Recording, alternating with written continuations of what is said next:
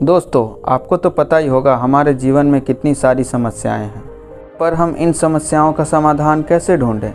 आइए इसे एक कहानी के माध्यम से समझते हैं। गौतम बुद्ध की एक प्रचलित कथा के अनुसार एक दिन सुबह सुबह सभी शिष्य बुद्ध के प्रवचन सुनने के लिए बैठे हुए थे। कुछ देर बाद बुद्ध अपने साथ रस्सी लेकर आए।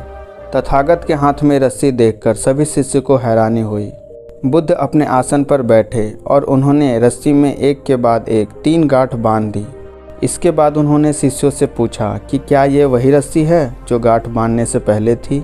इस प्रश्न के जवाब में एक शिष्य ने कहा कि तथागत, इसका उत्तर थोड़ी मुश्किल है। ये हमारे देखने के तरीके पर निर्भर करता है। एक तरह से तो रस्सी वही है, इसमें कोई बदलाव नहीं है। एक अन्य शिष्य ने कहा कि अब इसमें 3 गांठ लगी हुई है, जो कि पहले रस्सी में नहीं थी। इसे बदला हुआ भी कह सकते हैं। कुछ शिष्यों ने कहा कि वास्तव में मूल रूप से रस्सी वही है, लेकिन बदली हुई दिख रही है, लेकिन इसका मूल स्वरूप बदला नहीं है। शिष्यों की बात सुनकर बुद्ध ने कहा कि आप सभी सही बोल रहे हैं, अब मैं इन गांठों को खोल देता हूँ। ये बोलकर बुद्ध रस्सी के दोनों सिरों को खींचने लगे। बुद्ध ने पूछा कि क्या इस प्रकार रस्सी की गांठें खुल जाएंगी?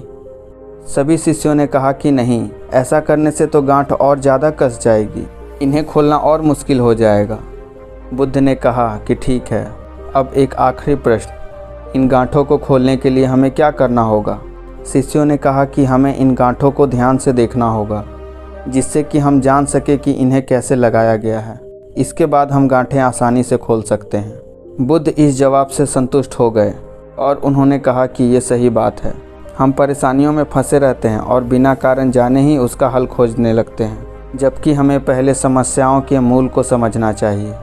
जब समस्याओं की वजह समझ आ जाएगी तो उन्हें सुलझाना बहुत ही आसान हो सकता है।